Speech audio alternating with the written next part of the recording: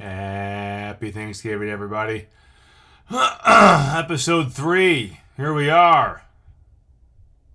A little more of a happy tone today after the Jets game that was. So, just kind of getting right into it. I don't think the game could have went any better than it did, outside of a couple of guys getting dinged up, but from what we wanted to see, obviously offensively, to how they took advantage of a bad team defensively. They did what they were supposed to do, and you would have loved to see that type of game against lesser opponents in weeks past. Then week 1, especially after Rodgers got hurt on the 4th play, Denver's playing better football. I said that going into the Denver game, but again, they're a lesser opponent. They got by against the Giants, another lesser opponent, the Bucks. But nevertheless, look, to me, that was the difference you saw in terms of how they functioned as an offense, how they utilized talent, how the offensive coordinator was clearly in his quarterback's ear the entire game of take what the defense is giving you, we're going to have our shots, and that's going to be our plan. We're going to run the ball very well. We're going to have to be physical up front. I thought that was, I kept saying, excuse me, the whole week, the Jets love to punch people in the mouth, and they do it very well on the defensive line standpoint. Their offensive line is trash. But from a defensive standpoint, they love to be physical up front all game long. And that's one of the reasons as to why they stay in games how they have. So you have to counter and be just as aggressive and have that little nasty mean streak, if not more. And I thought that they did that. I thought that you saw it. The Jets, they were frustrated on defense. You saw the explosion of Quinn Williams on the sideline, the whole stuff between Clemens and Dawkins and all that, hoopla. They got hit harder, and they weren't expecting it, I don't think. Especially, obviously, after how week 1 went. They thought they were going to come in and do exactly what they did week 1, and, well, they obviously didn't. So I think that was critical, and I think that's going to be critical moving forward, especially not to jump to the Eagles, but especially against the Eagles, because they like to do the same exact thing with their D-line, and they have studs and massive human beings on their D-line. I mean, their whole D-line is fantastic. Reddick, Cox, Carter, Sweat. I mean, it just, the list goes on. That kid Williams, I'm not sure if anybody watched. I'm sure everybody watched the Chiefs-Eagles game, but he played very well. He's their 5th D tackle or 4th D tackle. So they have to carry what they did against the Jets over to what they're going to face in Philadelphia on Sunday. At 4:25. So, but yeah, they just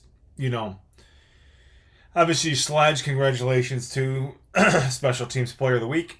Well-deserving. Rasul Douglas, in my mind, is the Defensive Player of the Week because he had a much better game than Jalen Ramsey did.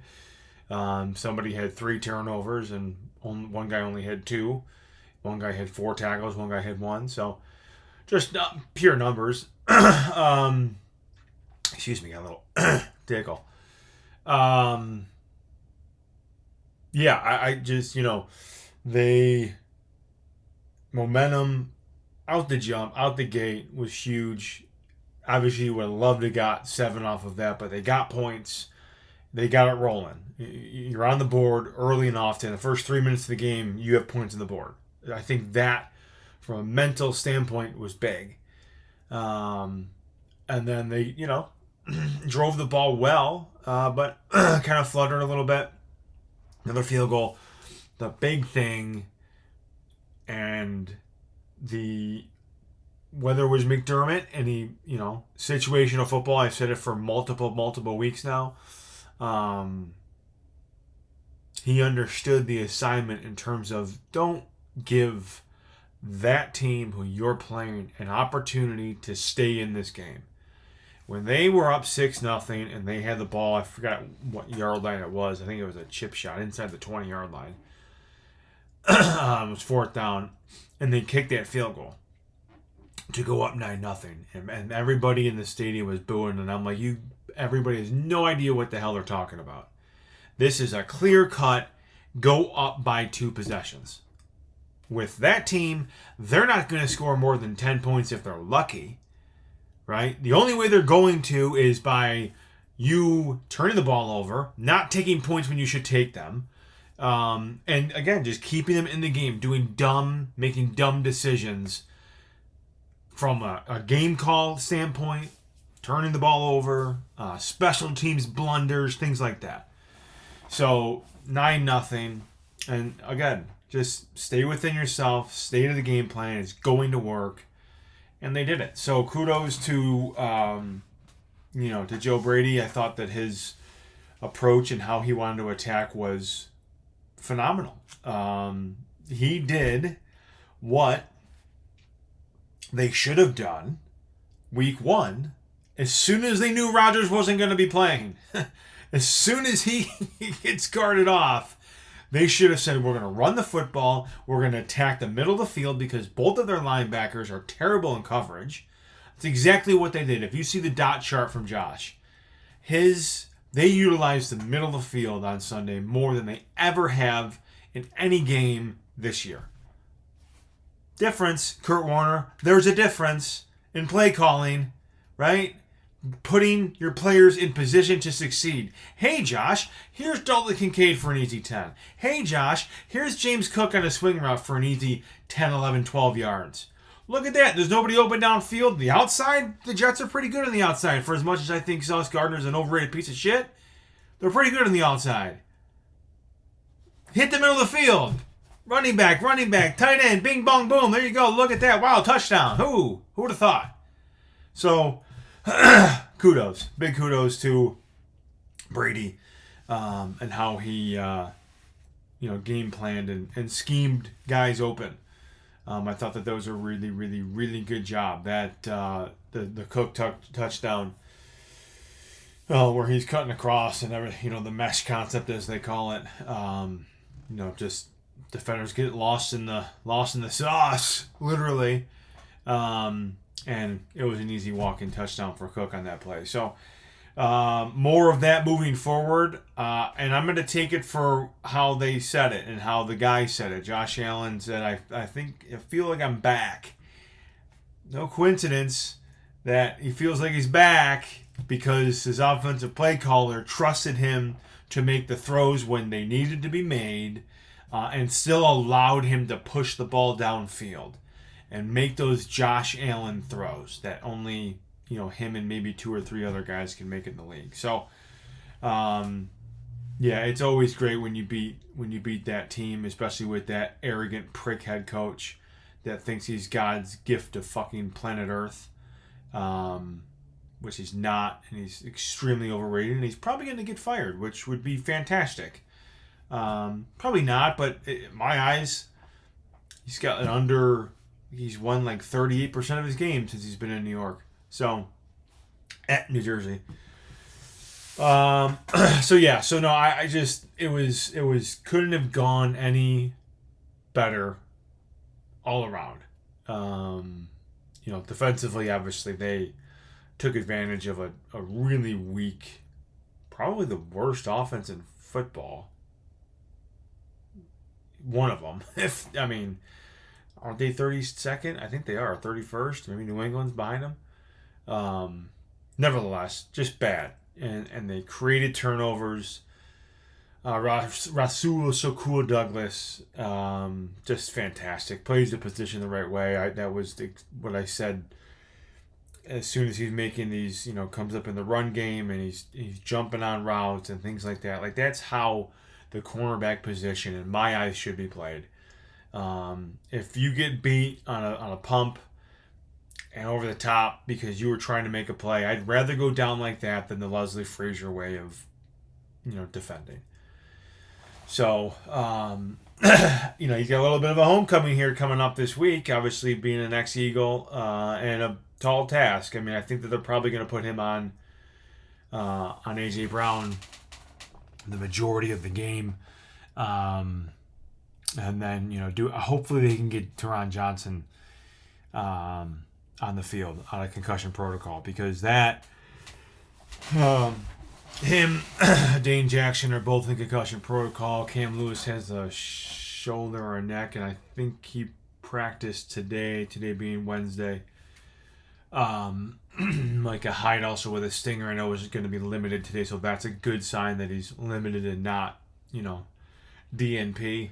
Going to be a tall task. I mean, I watched a decent amount of the Eagles and Chiefs game. Like I said, as probably everybody did, it was the most watched Monday Night Football game in like 30 years or something. And it's there. Look, I said it last week. If they can right the ship offensively and get some sort of identity offensively, they have the talent, top to bottom, full roster, to beat anybody in the league. Anybody. At any given time, in any given stadium. They do. So, Philly's a tough place to play. Hostile environment. But I think that they're going to take the confidence that they gained from the Jets game and move that into Philadelphia. And look, Philly played okay against Kansas City. They made the plays when they had to make them. But let's call a spade. They easily could have lost that game. If MVS catches the ball, it's a touchdown. I think that's under 3 minutes, under 4 minutes, something like that. So, who knows if Philly comes back and ties the game with a field goal or, gets the go-ahead touchdown or whatnot. But, look, A.J. Brown had one catch. That was a great defensive game from Kansas City, and that's been their strongest side of the ball this year is their defense. And obviously we're going to have to play them coming off the bye in a couple of weeks, but not looking ahead. Philadelphia, I think the biggest thing, if they can limit, not completely shut down, but limit DeAndre Swift. He looked fantastic, especially those first couple of drives. And we've been decent against the run. If you look the last 3 weeks, they went from averaging, I want to say, like 10 or giving up 106, 107 a game to under 80 a game. Gee, I wonder why. I wonder who they could have picked up that maybe helps stop the run if you're a big guy and taking up blocks and keeping linebackers clean. Oh, Linval Joseph. Gee.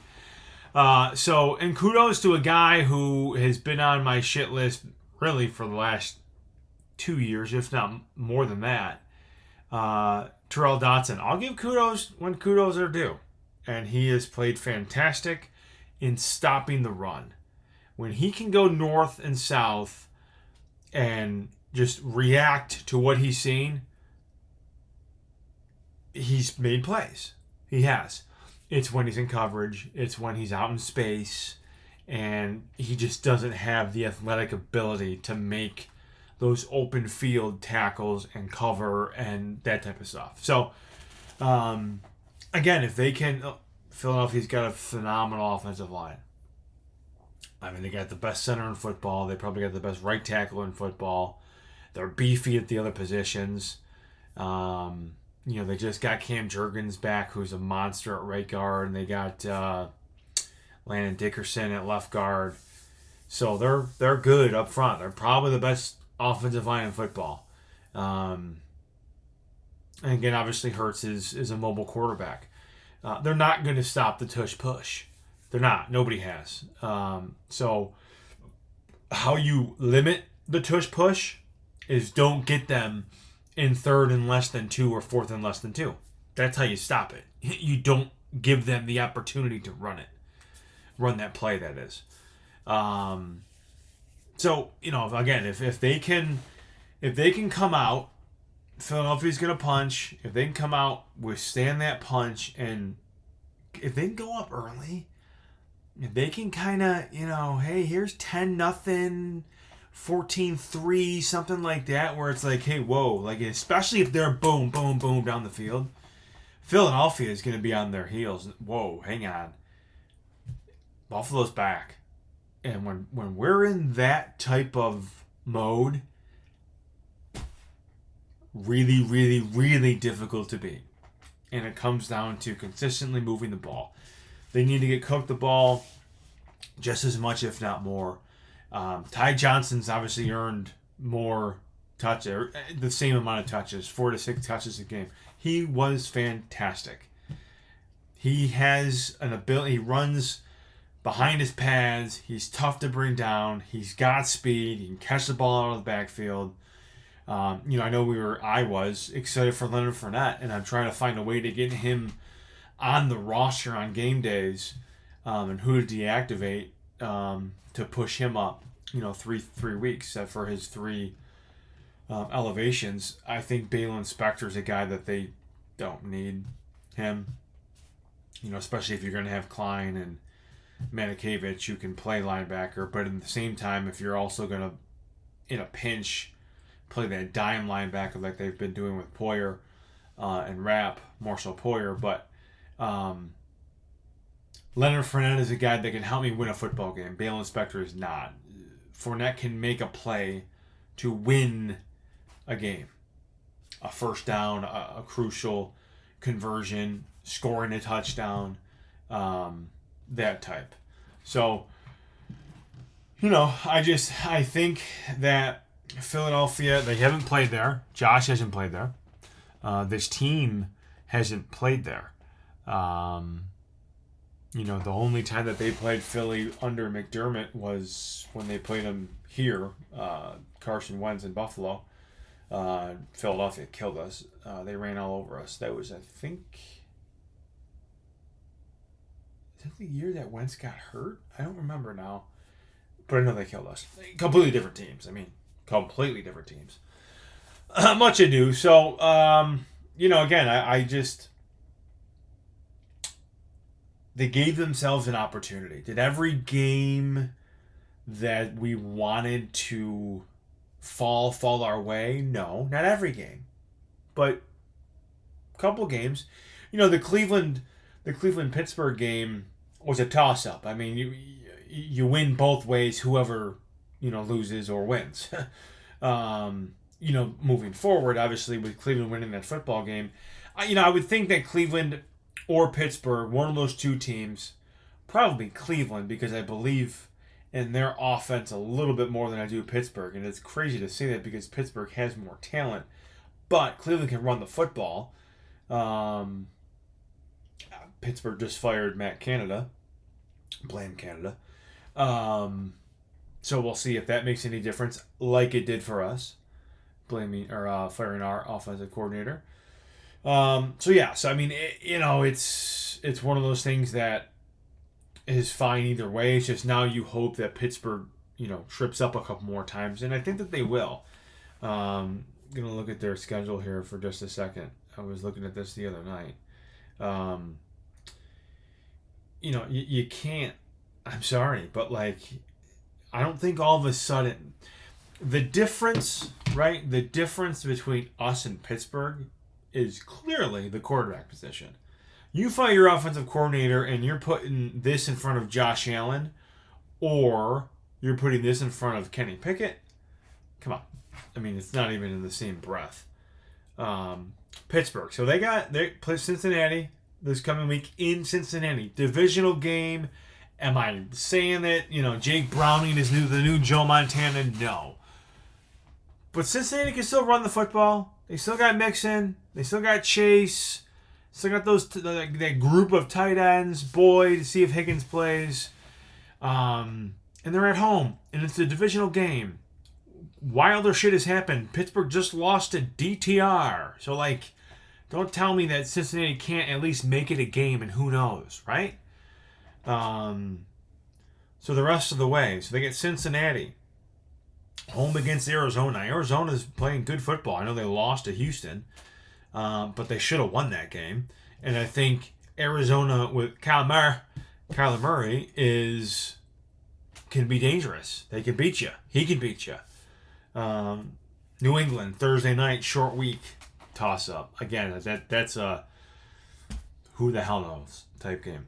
At Indianapolis, who knows? Indy's in that hunt, in the hunt literally, in that spot. Cincinnati again, but then they go to Seattle on New Year's Eve, and then they play at Baltimore. Baltimore at that point in time could easily be playing for the number one spot, number one seed. So, they're 6-4. Find me 3 losses. Find me 3. I'll go Arizona. I'll say they split with Cincinnati. Even if you don't, I think they lose to Seattle, and I think they lose to Baltimore. There's 4. You wanted 3, I gave you 4. So, again, I don't believe in Pittsburgh being there at the end of the day. And then Cleveland, 7-3 Cleveland, their schedule, they're at Denver this coming week. Tough game. Again, Denver's playing better football. The problem that Cleveland's going to have is, and they're great defensively, Jim Schwartz, ex-Bill, D coordinator, salute your Schwartz, but Denver's been playing better football. Russ has looked good. Courtland Sutton's kind of having a second coming here, resurgence, if you will. I really think they're 7-3, so you probably want Cleveland to win that game because you lost to Denver. And after that, at the Rams, I wonder if they'll stay out. They're probably not. They'll come home. Jacksonville at home, Chicago at home, at Houston, home against the Jets, the last Thursday night game of the year. And then at Cincinnati. So, talking 10 wins, right? 10-7 is usually the line. Can you get to 10? 10 and typically you're in, especially with 3 wild card spots, the 7 seed. So, can I find 3 wins for Cleveland? I would think so. I think they beat Chicago. I think they beat the Jets. And then one more game. Denver, LA, Jacksonville, Houston, Cincinnati. I would assume they're going to win one of those, again, just based on how good their defense is. And plus, a lot of these games, too, where they're playing them, outside of, Houston on Christmas Eve, it's going to be cold. Well, Jacksonville, but like Chicago, Cincinnati, the Jets. It's going to be that cold defense type of games, and that's the box that Cleveland wants to play in, because that's how they're going to win football games. So, again, kudos to them. I'm not a huge Brown guy, but they've won 5 of 6, in all different ways. So they'll definitely earn a spot there. But we'll do other games this week moving forward that obviously we're going to have some rooting interest in. Friday night, or not night, but the Black Friday game, Miami and the Jets. Obviously, you would love to. Miami can lose to anybody remaining. I don't care who they play, because that makes the division that much more obtainable. So that game, we're Buccaneers fans this week. Again, not that I think the Colts are going to be there at the end, but they play. The Colts play the Bucs this week. Their remaining schedule, coming off a bye here, Tampa. Next week they go to Tennessee. Divisional game, who knows? 23-16 the last time they played them in Indianapolis. At Cincinnati, Pittsburgh, at Atlanta, and then home Vegas, home Houston. 5-5. Again, can you find me 3 losses? Houston, I'll say they split 1 of 2. Cincinnati, Pittsburgh, there's 2. So I gotta find one more. Tampa, Tennessee, Atlanta, Vegas. Maybe Vegas. Maybe Vegas, especially with Minshew and whatnot. But again, I don't think that that's something to really worry about from my standpoint with Indianapolis. And then who else we got here this week? Obviously, we already talked about Browns and Broncos. Jags Titans actually is probably the game of the week from a playoff matchup, right? Houston killed Jacksonville when they played them. It was 37-17, something like that. So that's a spot. That's a game that we'll have interest in. Obviously, you love if Kansas City can keep losing. That's a Vegas squad there. They're in Vegas. And then Baltimore and the Chargers are your Sunday night game. Again, the Chargers are 4-6. My standpoint is if the Chargers keep losing when we play them the week before Christmas, who knows? If they're 4-8, 4-9, whatever it is, they might bench Herbert because he's banged up. He's got the bad hand. I think he's got a bad oblique or something.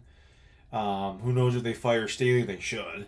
But yeah, so if they can, do that, that's another little rooting interest there with Baltimore and LA. So yeah, I mean, just going back to the Jags-Texans game, I mean, that's going to be one that's going to really, one of those two teams is obviously going to win the division, and then the other team is most likely, barring some gigantic slide, is going to be a wild card team.